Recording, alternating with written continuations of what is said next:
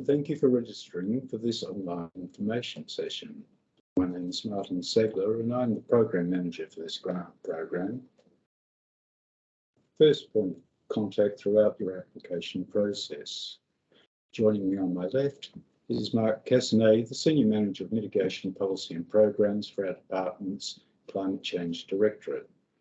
Both Mark and I will take about 45 minutes of your time, and then there'll be available at least 30 minutes for you to ask questions of us.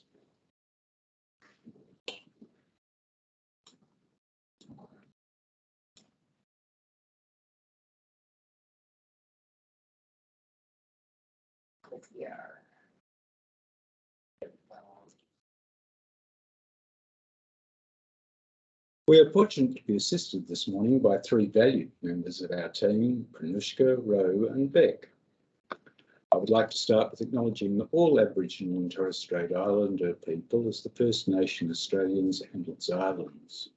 We acknowledge their ongoing intergenerational care and connection to the lands and waters, and pay our respect to their elders, past, present and emerging.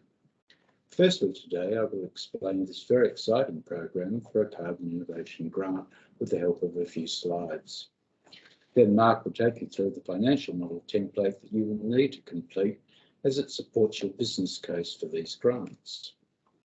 If you have any questions during the presentation, please post them using the chat facility, and Mark and I will answer those that we can today, and those that we can't shall be taken on notice with answers to be posted online to our program website as soon as possible.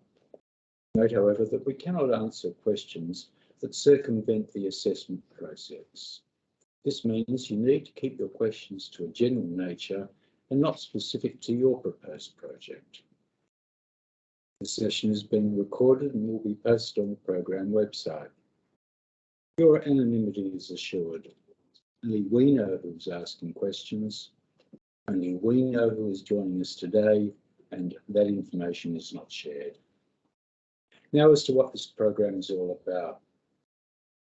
At the last election, the McGowan government committed to a $1.25 billion climate action fund, and from that fund, $15 million was set aside for this grant program. This program is intended to fund research and innovative trials across the state to enhance carbon sequestration, capture, utilisation and storage by supporting heavy industries to transition to net zero. The heavy industries that I'm referring to are those that account for no less than 60% of annual greenhouse gas emissions from existing infrastructure in this state.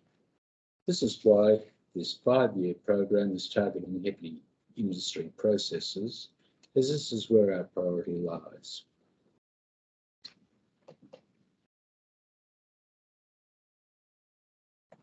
The objectives of the program. To summarise, we have three key objectives in this grant program. Firstly, reduction of carbon emissions from heavy industry processes in Western Australia. Secondly, support of the development of innovative technologies for carbon abatement and sequestration. Thirdly, maximisation of co-benefits for the environment and the Western Australian economy. In addition, we would like to see an increase in the supply of carbon credits, which will enable heavy industry to offset residual emissions. Now, the aim of the program.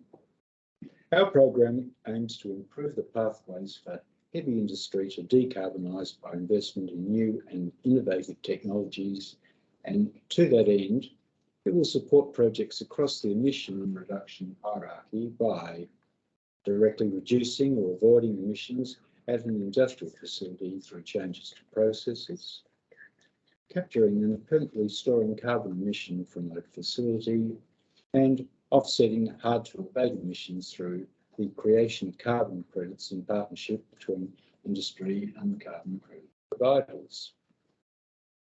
Grants supporting those technologies to progress to market readiness and commercialisation will be delivered in 3 rounds through 2 streams. This reflects the different levels of technological development that exist in the market and require government support for realisation. Other funding streams. There are two funding streams that you can choose from. The first stream is for feasibility studies that support technology development to move from concept through to real-world trials. This stream has a minimum funding limit of $50,000 and a maximum limit of $500,000. Your grant must be no more than 50% of eligible project costs. The second stream is for pilot projects and capital works that support real-world pilot trials to enable technologies to scale up to full commercial-ready applications. This stream has a minimum funding limit of $100,000 and a maximum limit of $1.5 million. Grant for this stream must be no more than 25% of eligible project costs. Now to eligibility.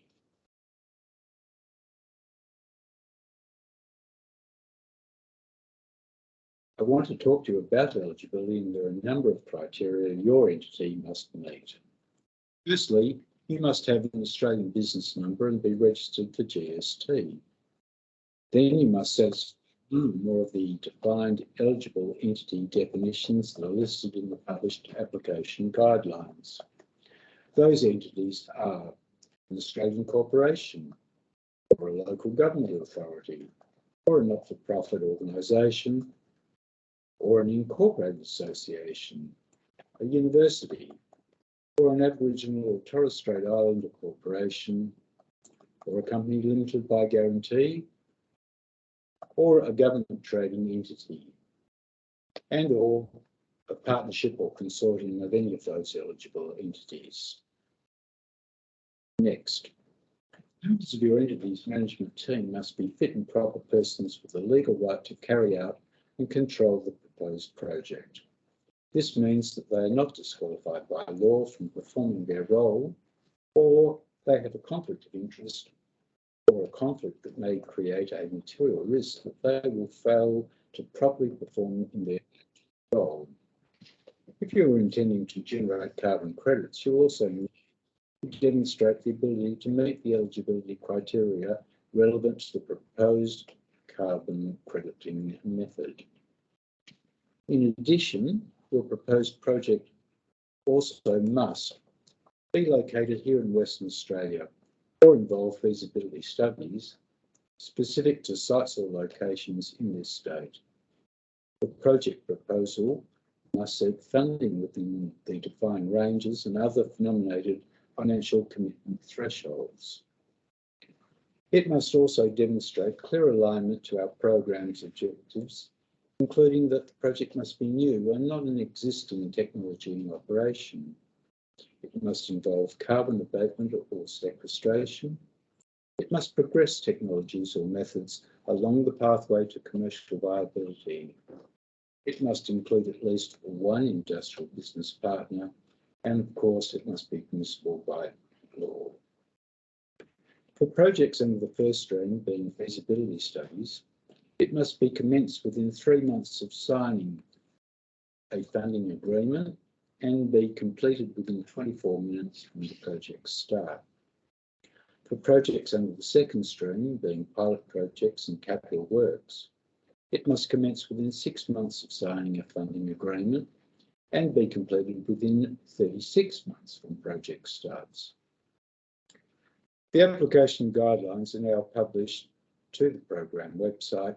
We will provide you with further detail on how the eligibility criteria will be applied to each of the two funding streams. If you're unsure about any aspect of these guidelines, my team will be pleased to assist you, mindful, of course, that your questions must be of a general nature. Merit criteria.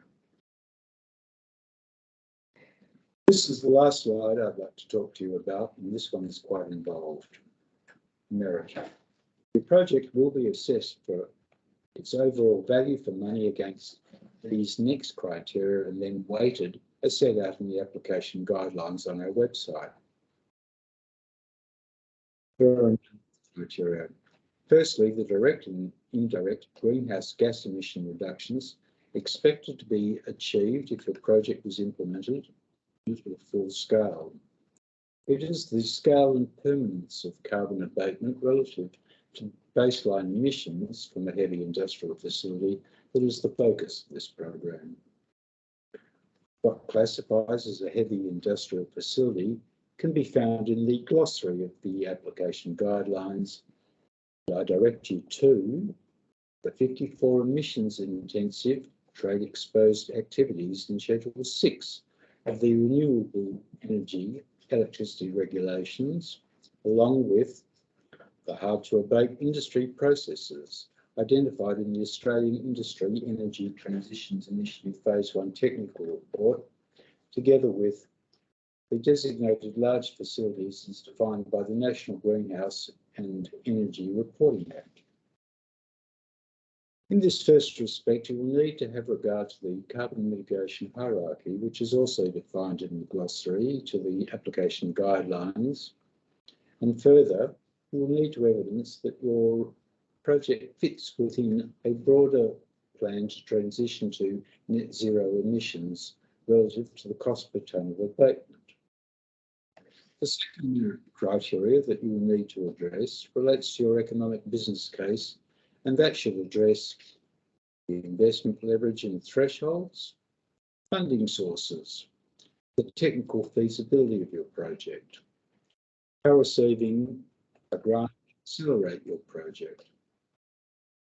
project's economic viability, the benefits of your project to business sustainability, and your commitments to progress your project to full scale if proven feasible. The third merit criteria relates to your project delivery plan.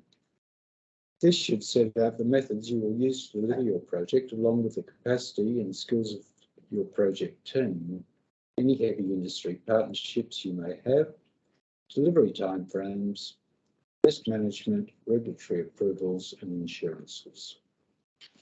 The fourth merit consideration involves an assessment of the evidence that confirms that your project is innovative and not common practice. It affords potential for further research on project outcomes, that the potential scale of carbon reductions from wider adoption in Western Australia, about proposed technologies that are competitive against alternatives, and has demonstrated benefits to heavy industry by mitigation of hard to abate emissions. And finally, you will need to show that your project is committed to knowledge sharing, quality and extent to demonstration of new technologies or processes, and committed to economic development and the delivery of jobs expected to be created by the project, or that benefits Aboriginal and Torres Strait Islander employment, and or the extent to which your project represents a new industry or business practice in the state. Further, the project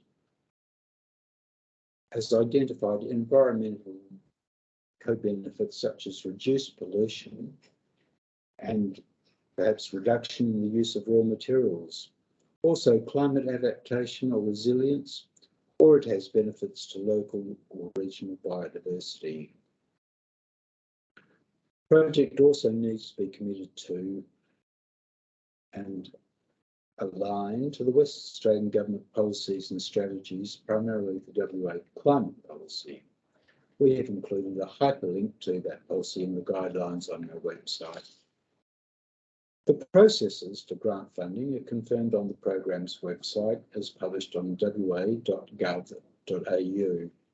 and there to be found is confirmation of the 2 grant funding streams available to applicants, which I've mentioned, that reflect different stages of technology development that may require government support. Also, the Department's Smarty Grants portal, through which applications for the grant funding are to be made, the timeline for an online application form to be completed by applicants. Also located there are supporting documents, including the program's applicant guidelines, a feasibility studies financial model case study, a feasibility study financial model template, a pilot projects and capital works financial model case study, a pilot projects and capital works financial model template, a risk register template, and the Western Australian climate policy, all of which I trust will assist applicants through the necessary diligent application process. Otherwise, on the website, there are frequently asked questions. There's also confirmation of further online information sessions and contact details for queries about the program, including eligibility and merit criteria. Those references afford all potential applicants who are able to meet the eligibility criteria and address the merit criteria ample opportunity, I trust, to develop and submit their applications for grants through our program.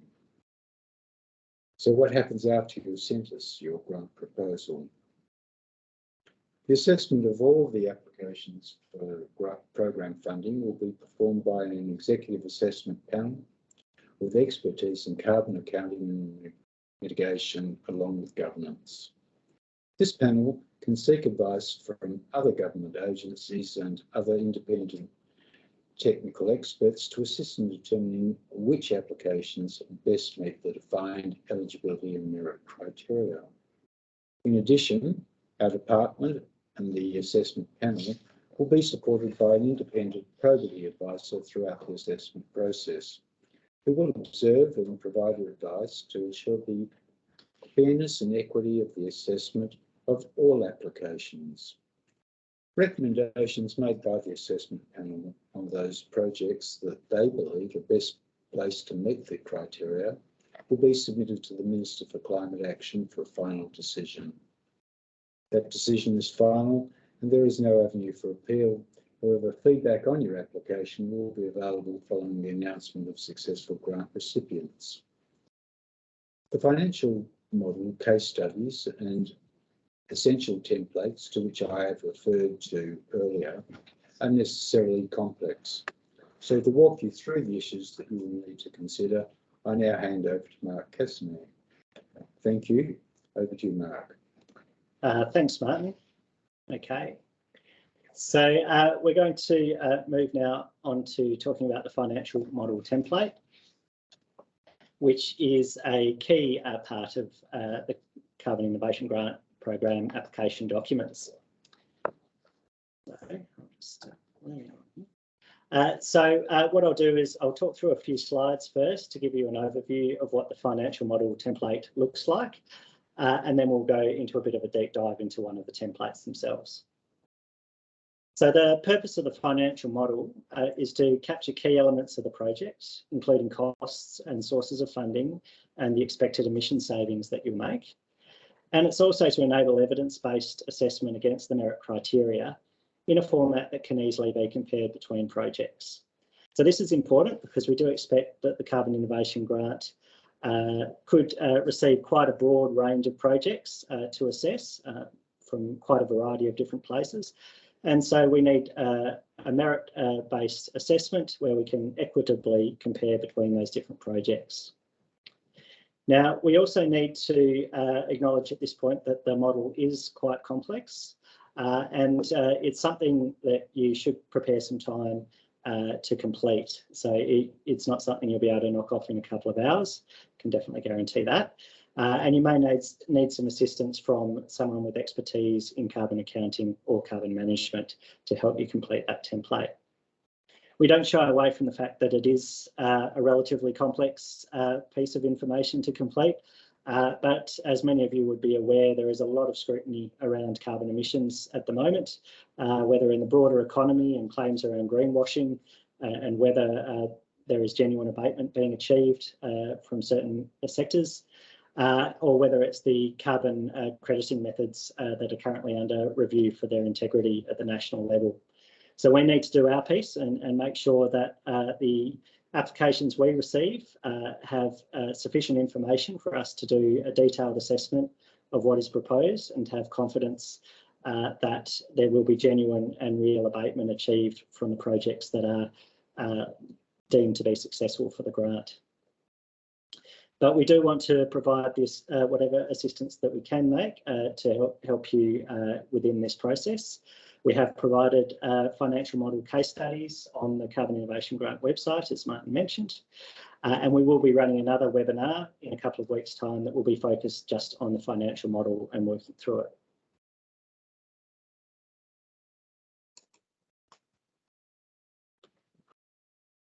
Okay, so in terms of a bit of an overview of what's in the financial model, it's an Excel-based template, and there are 5 tabs within it that you should be aware of. The first is just some further instructions on how to use the template. The second is a project summary tab, which will give you some information about your project when it's completed, as well as the place where you will record key assumptions that you use in your model. Thirdly is the financial model itself, and that's the core part of the template and where you'll be entering most of the information about your project. Then there is an in-kind contributions tab where you can record proposed sources of funding that are of an in-kind nature, and that's quite straightforward, so we won't go into that today. And then lastly, there is a record of the Carbon Innovation Grant merit criteria that you can view, and this tab identifies which of the merit criteria apply to the financial model template. There are separate templates for feasibility studies and pilot projects and capital work, so please make sure you use the correct template for the type of grant that you're seeking. And lastly, here I'll note there is a colour coding used within the template. So we have a dark green for cells where you can input values and data for your project. Light green shaded cells is where there is an existing formula that will automatically calculate information related to your project, but you are able to overwrite those formulas if you wish. And that's an important thing to note for this template. It is entirely open, nothing is locked down. All of the formulas are visible and you can modify them if you wish. Because we do recognise that this template will need to be adapted to suit a variety of projects. But what we do have is this last colour of highlighting yellow, which will appear if you do delete any of the existing formulas. And we ask that you leave that yellow highlighting in place so that we're able to track where the existing and default formulas have been modified.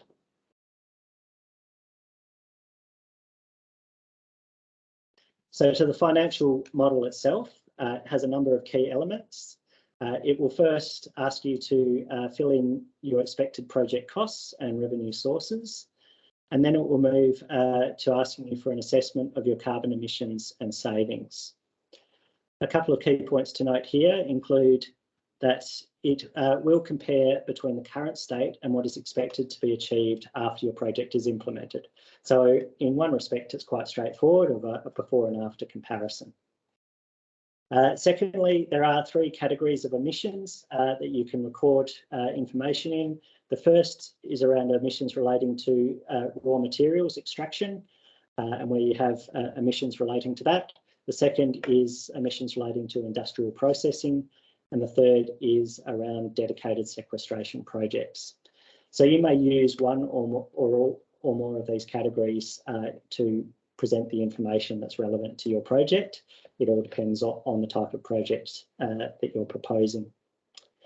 And the opportunity for us here is for you to record all of the relevant emissions that relate to your project so that we can see the scale of abatement relative to all of the current activities that are occurring.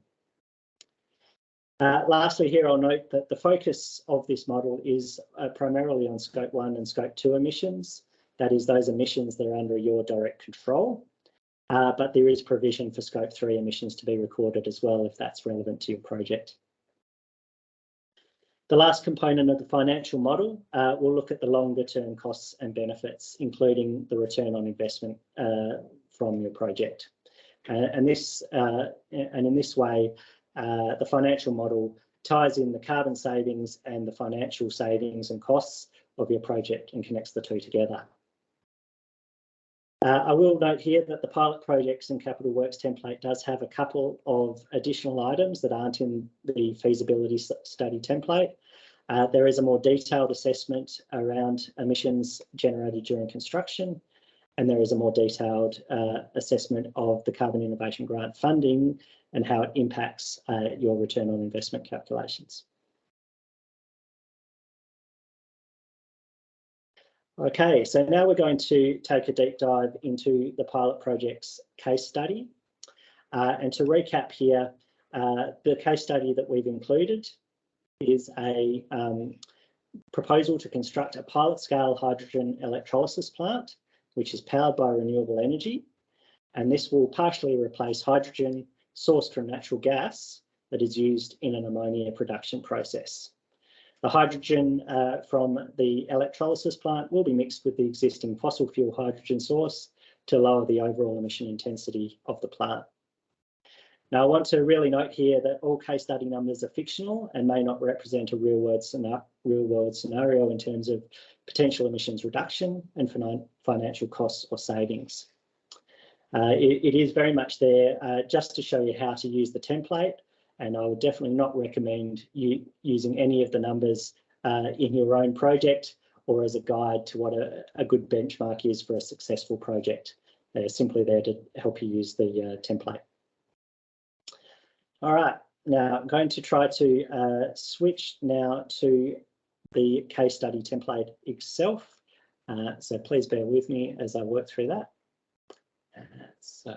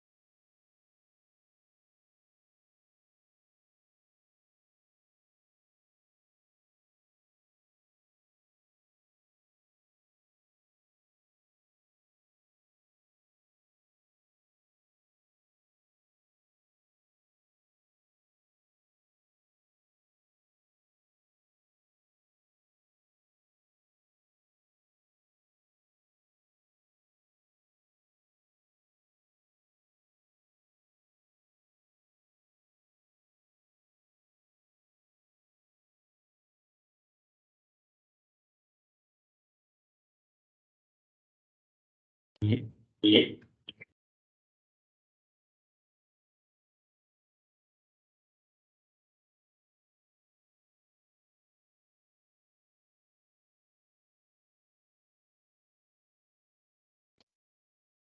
That better?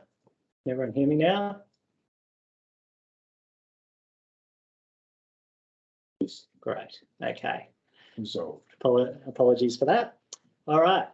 Well, yeah, so just to jump back into the project assumptions and information that you'll need to enter for your project. So first I'll note your project start date, please enter that, and then your project life, which is how long you expect your project to take to complete.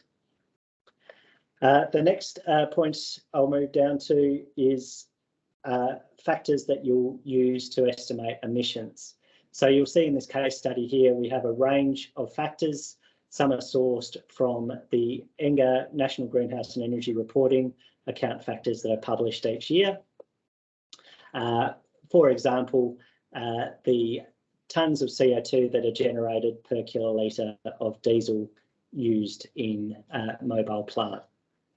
So these factors will tie into the financial model so that we can see how you've calculated and estimated your emissions. Further down, you'll notice that there are similar price assumptions that are included here, such as the cost of gas per gigajoule. And this will also be used to assess the financial costs and savings of your project. The last assumption I'll note here is the production unit terminology that we use, because this is ties to the financial model in different places.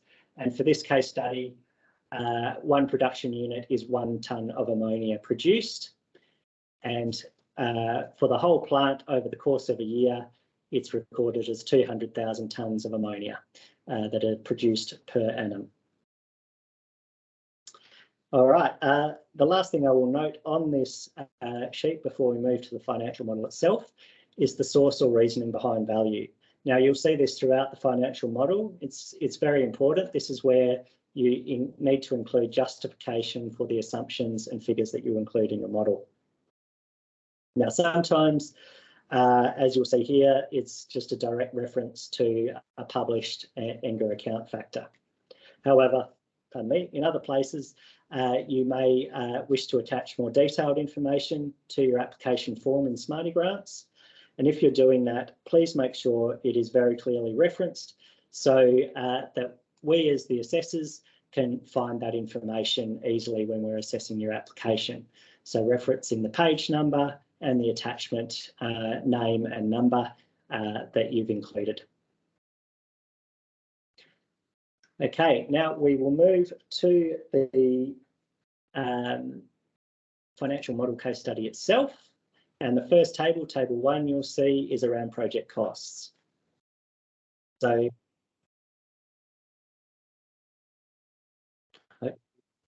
something's going wrong again. I've lost guidance on the mouse. The mouse is gone. No. Yeah, thanks. Apologies, no, just another IT issue that we've got here. I think I've got, okay. I'm working off another pad at the moment, but it's less accurate, so please bear with me. Okay, so table 1, we have the costs that you need to outline for your project. You can add additional rows here if you need to. And I'll also note that you need to include the percentage of eligible costs that are relevant to your project. So within the instructions, there is a guide to which costs are eligible and which are not. So you can nominate if some of the costs for your project are not eligible for grant funding. Right, so I'm just going to move further down. So project funding is the next table, table 2. And this table outlines the different sources of funding you will need to pay for your project. Now, this table will, of course, check that you have sufficient funding to cover all of the costs that are listed in table 1. And that includes your request for Carbon Innovation Grant funding. And it will check that the amount of funding you're seeking through the Carbon Innovation Grant is within the funding limits eligible as published in the guidelines. The last point I'll note in this table is the in-kind contributions from applicants and from others. These are automatically included within this table from the in-kind contributions tab over here. So please include in-kind contribution expenses, funding sources in the in-kind contributions tab, and they'll automatically appear in this table. All right, now we will move down to the next table.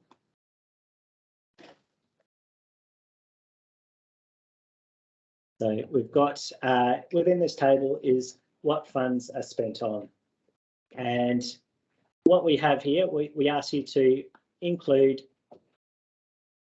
your various milestones across the top to show us the different stages and steps you'll need to undertake to complete your project.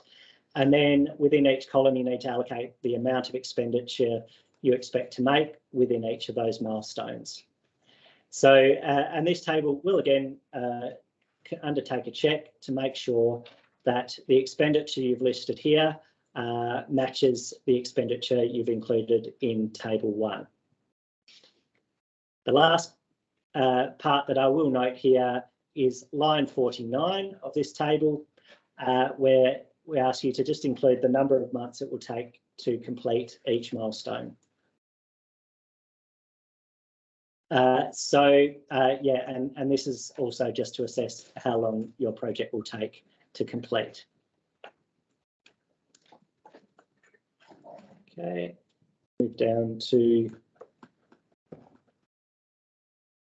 the next table. Now, this table is only included within the pilot project template. It is not included within the feasibility study template.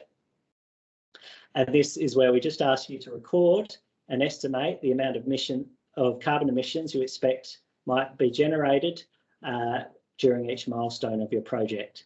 And this is to ensure that the emissions generated during construction do not have a significant impact on the overall emission savings you intend to make from your project.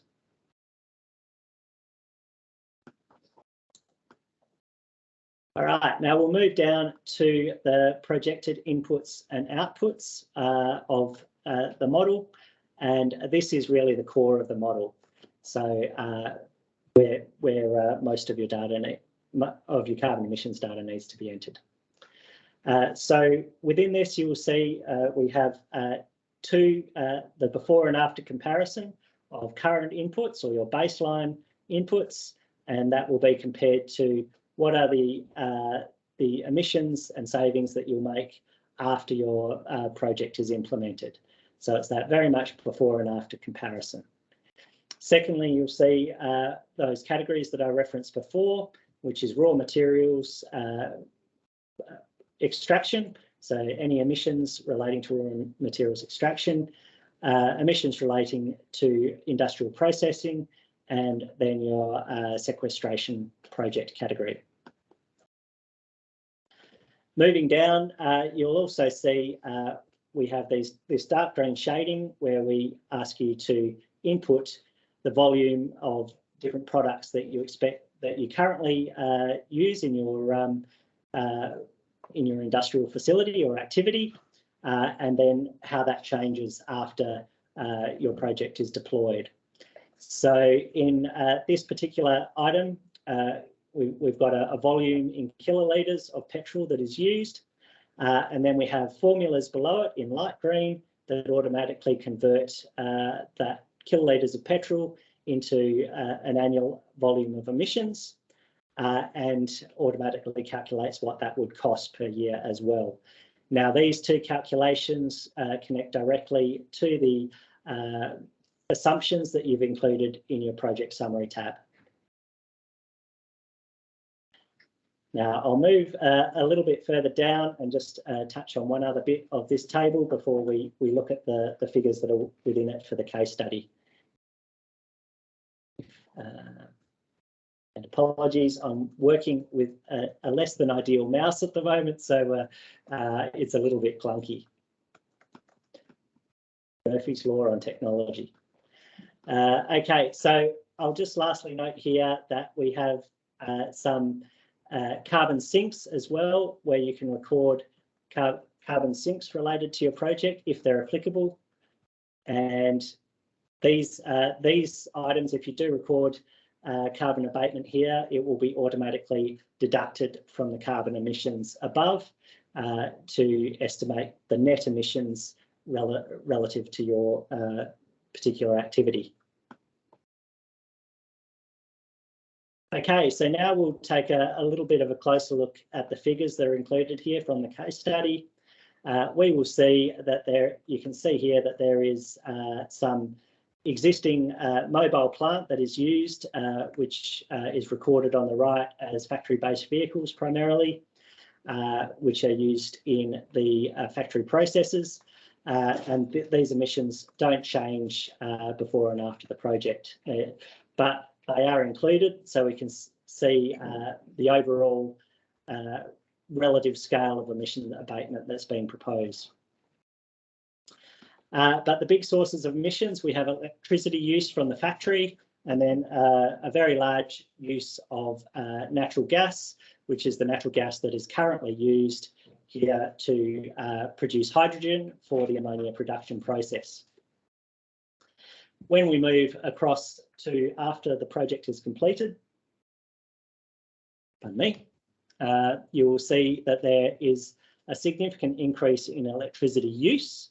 And that's because there is now an electrolyser that is using electricity to generate hydrogen.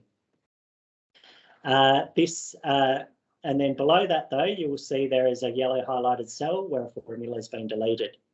And that's because this electricity is now sourced from a renewable source and is something that has no emissions associated with it. So we've deleted the formula that would calculate emissions from this electricity use. So we've done this very deliberately to show you how the yellow highlighting operates within the case study. However, we'll also note here that natural gas use has declined because now some of the hydrogen is being produced through an electric process. The last point I'll note with the model is that down here we have a new cost that's included after the project is in operation, which is the cost of maintaining the electrolysers. Okay, when we scroll down, this information is automatically summarised from this table to see what the inputs and outputs are. So we can see this project would save about 20,000 tonnes, 23,000 tonnes of emissions per year. This isn't a huge amount, but we do note that this is a pilot project and not something at full scale. But even so, that in this calculation, there is a significant saving that's made through reduced natural gas use and a more efficient electric process in place. So now we're getting close to the end of the model. We've got table 6 here, which looks at the change in abatement over time. And what this attempts to do is do one check on the relative permanence of your abatement and how that might change over time. So in this example, it records whether there's a change in production over the course of the next 10 years, and if that increase in production would result in an increase in emissions. And we can see that it does result in an increase in emissions if there is no further movement to take that pilot project to a larger scale. However, at no point does this project increase in emissions to a point that exceeds the baseline. So the emissions that are happening now, those emissions in the future are always projected to be less than what is occurring now. Okay, the last point, part of the model is the longer term projections and savings,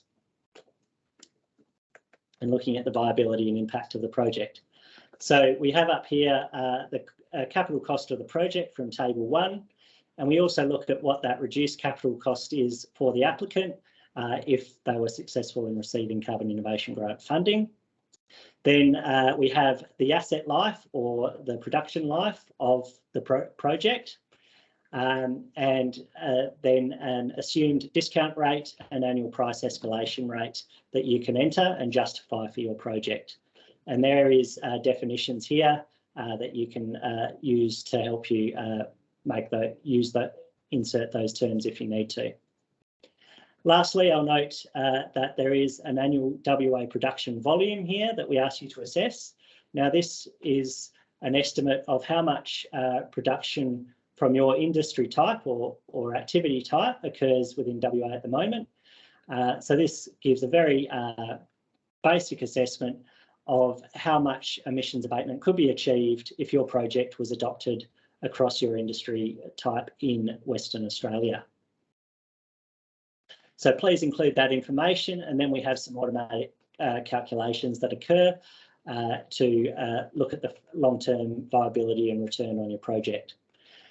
We see here that potentially if there are 2 million tonnes of emissions from ammonia production in Western Australia, 2 million tonnes of ammonia production in Western Australia at the moment, that could potentially, if your project was implemented at full scale throughout the industry, save 3 million tonnes of emissions per year, which is pretty significant. And Further down, we have these final calculations that look at the return on investment from your project over that 20-year asset life. And importantly here, you can see that the net present value and is positive when you receive Carbon Innovation Grant funding, but is negative without it. And that gives us one indication that grant funding is needed to make this project financially viable. And all of those calculations are visible down here, so you can see them and see how they're calculated, but there is nothing you need to do with those calculations. They are all automatic. All right, very briefly, we will jump back to the project summary and go to the top. So this is something you will do at the once you've completed your model. And move to the top. There we go. And we have the project validation section, which undertakes a number of checks that the information you've included is within the eligibility criteria for the grant, and that your financial viability criteria line up with and make sense. Lastly, there is a project summary here, which gives you some of the key parameters of your project, so you can check that they meet your expectations and that you've entered information correctly. So we will leave it there. As I mentioned at the start, we will run another webinar in the coming weeks that will focus purely on the financial model. And now we will open up the floor for questions via the chat function. We have had some questions through the chat, but they've all been answered by Rose so far. So just waiting for new questions to come through. Right.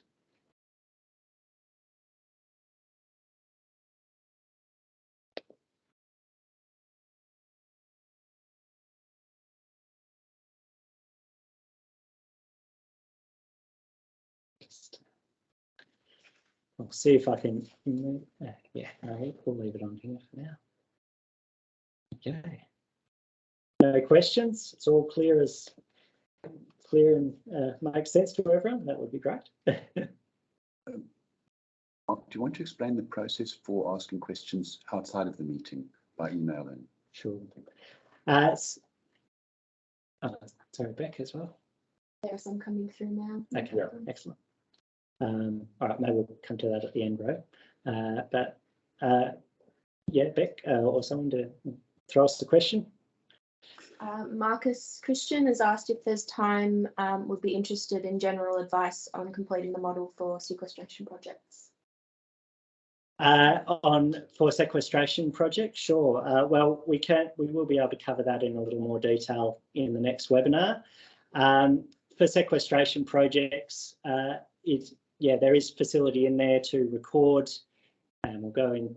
Perhaps I'll jump back into it if I can. I have already suggested on the chat that if there's no sequestration before the project starts, the before column is basically null or zero, and then the after column captures the sequestration outcome. Yes, although, yeah, it may depend on the project. So what we do want to see is what is the connection to an industrial process that you're abating. So we want to see the source of emissions that you're abating, whether it's through carbon capture, sequestration and use, or whether it's through generation of carbon credits that offset emissions. So we do want to see the sources of emissions that are currently occurring that will be abated. So that information should be included within your existing within the existing situation here, current inputs. Now, with a sequestration project, there are emission sources that will occur even though you're proposing to sequester carbon. There is energy that is typically used if you're trying to capture emissions. There may be energy use in converting those emissions into a form that's able to be stored. And there may be emissions relating to transport of those emissions to a sequestration site.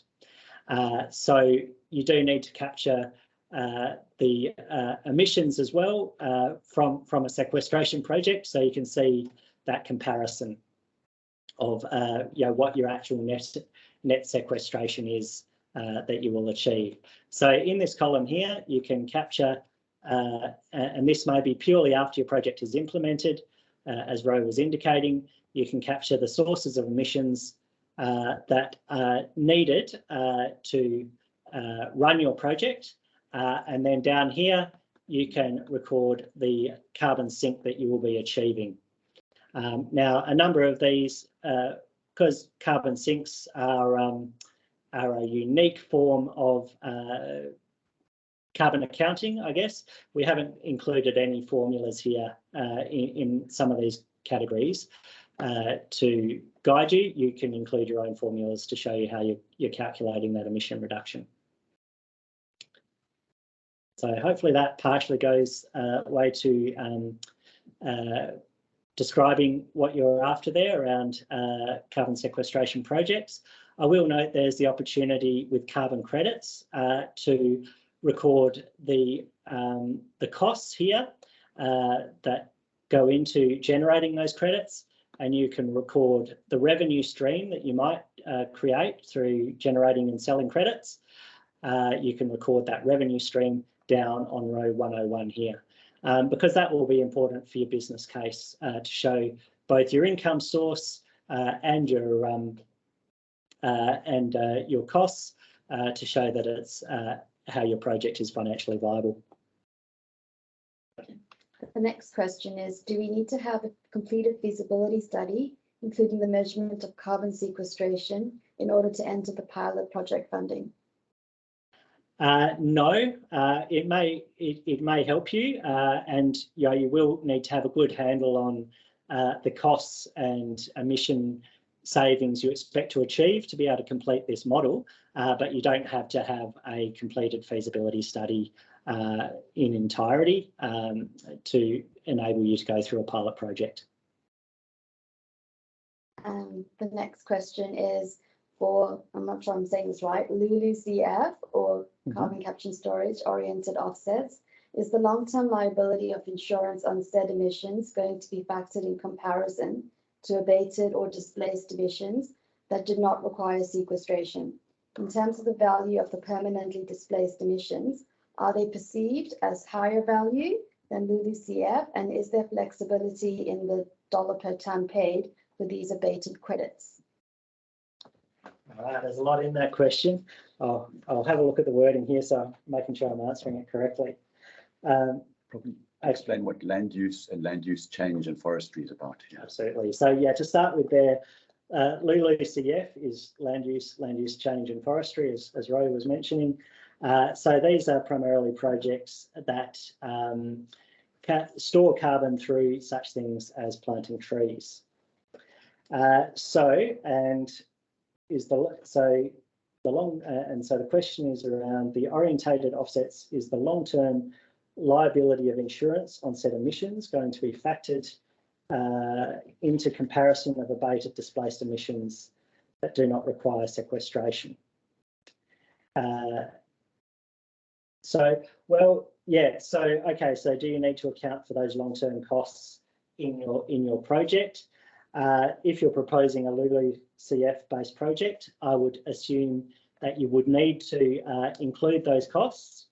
Because you need to demonstrate where your project sits in terms of financial viability. How does that compare to abated or displaced emission projects? We certainly, are they perceived as higher value? Is there a flexibility in the dollars per tonne paid for these abated credits?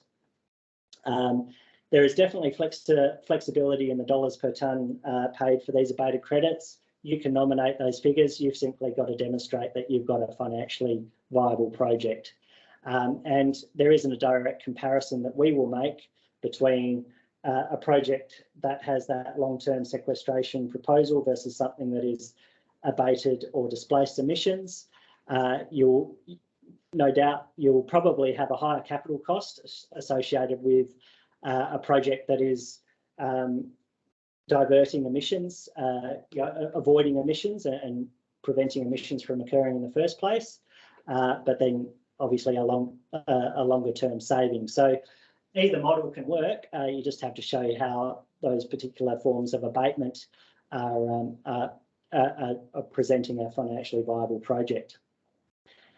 What I will say though is that what we do assess within the project is what your overall plan is to transition to net zero emissions.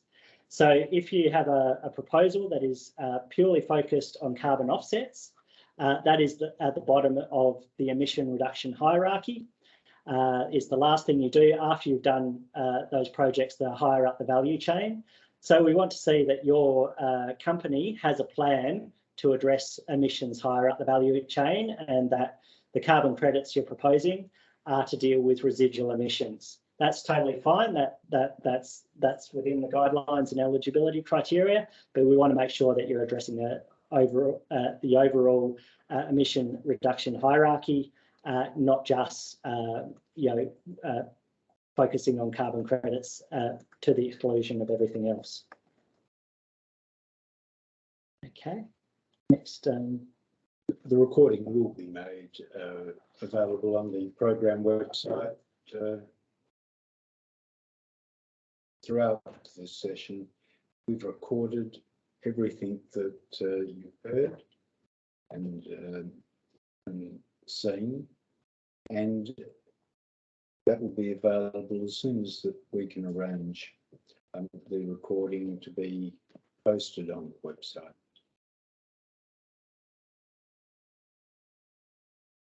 Further questions?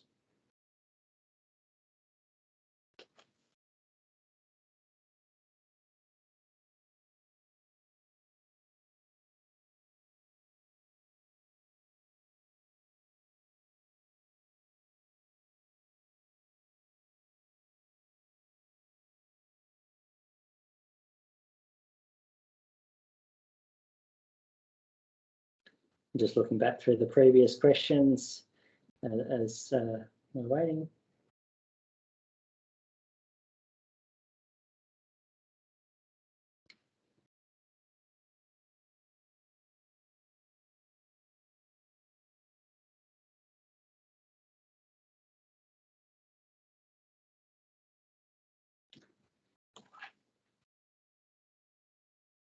Okay.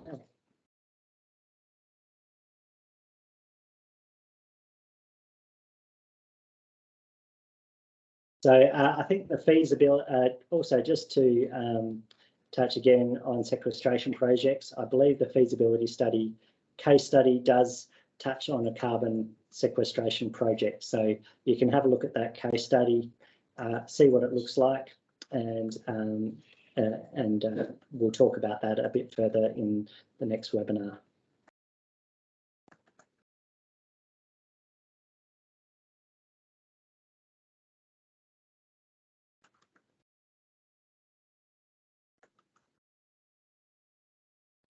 I just see a question there around, is carbon capture and utilisation rather than sequestration eligible? The short answer is yes, but you do still need to demonstrate that abatement is occurring. So in whatever form it's utilised, that there is achieving a reduction in emissions.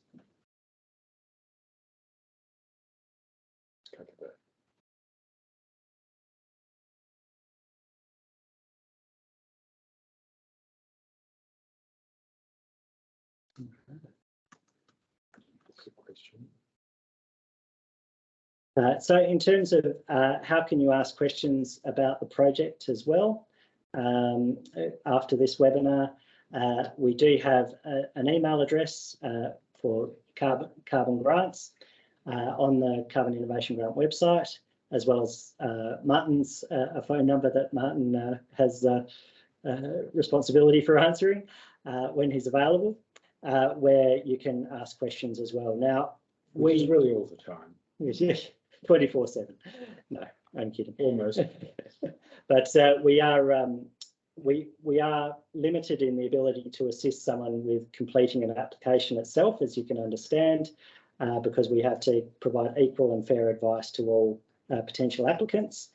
However, if your question is something we can answer, we'll help you with it, and we will be updating a frequently asked question list on the Carbon Innovation Grant website as well. So when we receive questions that we think are relevant for other applicants, totally anonymised, of course, we will be publishing an answer on the website. If it's not already published. If it's not already published, yes.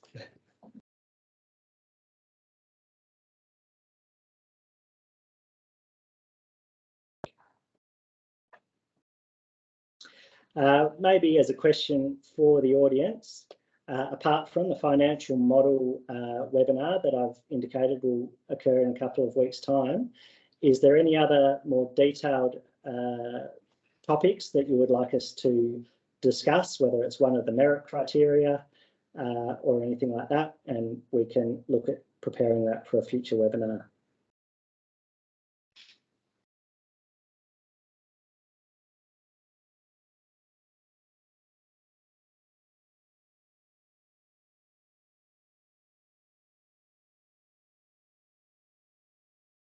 Okay. Well, Well, do we have any questions in relation to the eligibility criteria?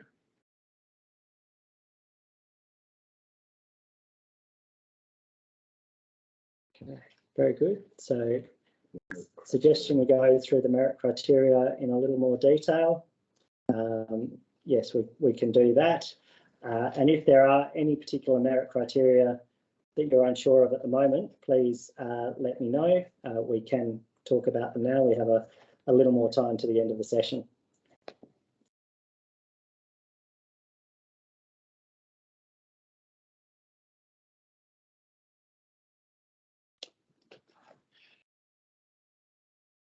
A new question in from Wendy Beats. Are specific carbon capture measurement methods required to be used? Carbon capture measurement methods. They will be specific to your project. What we do encourage is if there are standard methods, such as methods that are currently defined through Australian Carbon Credit Unit generation methods, we'd encourage you to use those. Where we certainly don't specify which methods you should use, but they need to be ones that are generally accepted and commonly used in the industry. If it's something that is unique and hasn't been done before, I guess, you might be proposing that as part of your innovation component of your grant to suggest you've got a new method of measurement. That's something we'll take into account and assess as an innovation proposal. But otherwise, we do look for common practice and best practice approaches.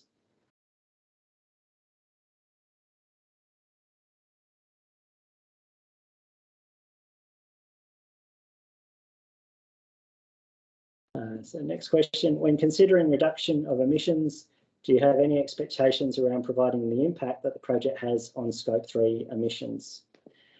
We don't have a specific expectation, no. It may depend on the type of project that you're proposing and the type of industrial process that your project relates to. So if your particular industrial process has well understood and easily defined Scope 3 emissions that are very material in nature, it would be worth identifying and acknowledging what those Scope 3 emission reductions are, or what other impacts those are on Scope 3 emissions.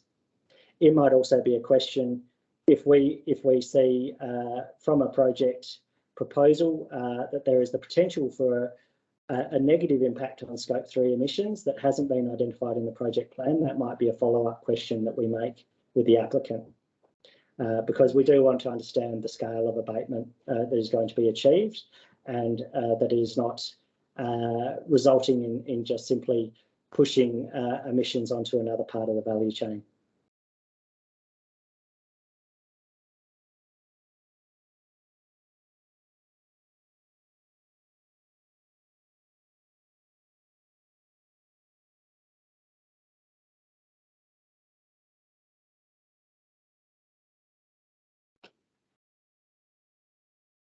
Okay, next question. For feasibility projects, an industrial business must be the lead or partner in the project, providing a cash or in-kind contribution.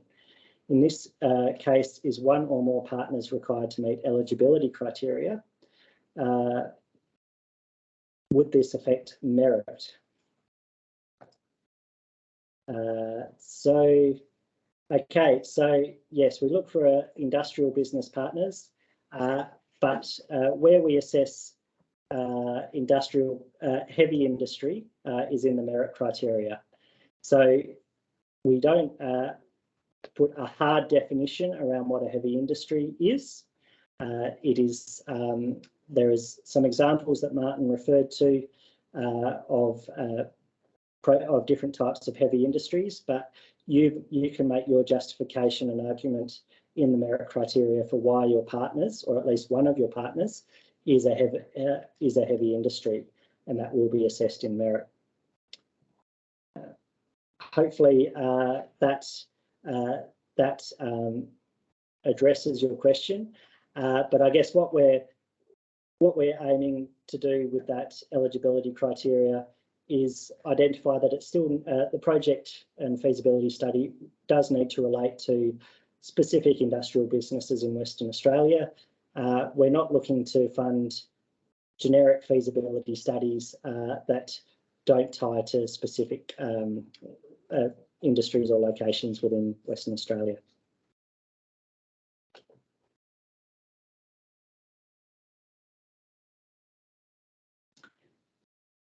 Okay, I've got a couple more questions. Regarding the project eligibility criteria P3, alignment to project objectives or a feasibility funding stream. They was that to a quick previous question about scope 3 emissions from the same? Yeah. I think. So. I think the continuation of that question is it mentions that the project must progress technologies or methods along the pathway to commercial viability. Does this mean that technologies with higher TRLs are not eligible if they are used as part of the proposed project? Technology readiness levels. Yeah, so these are technology readiness levels, and TRL 3 to TRL 5 is typically where you're taking moving a project out of the lab and progressing it towards real world trials. For a feasibility study, would it be ineligible if you consider your project to have a higher TRL rating currently? Well, that's a good question. We do recognise that technology readiness is only one of the challenges within a feasibility study. The costs of implementing that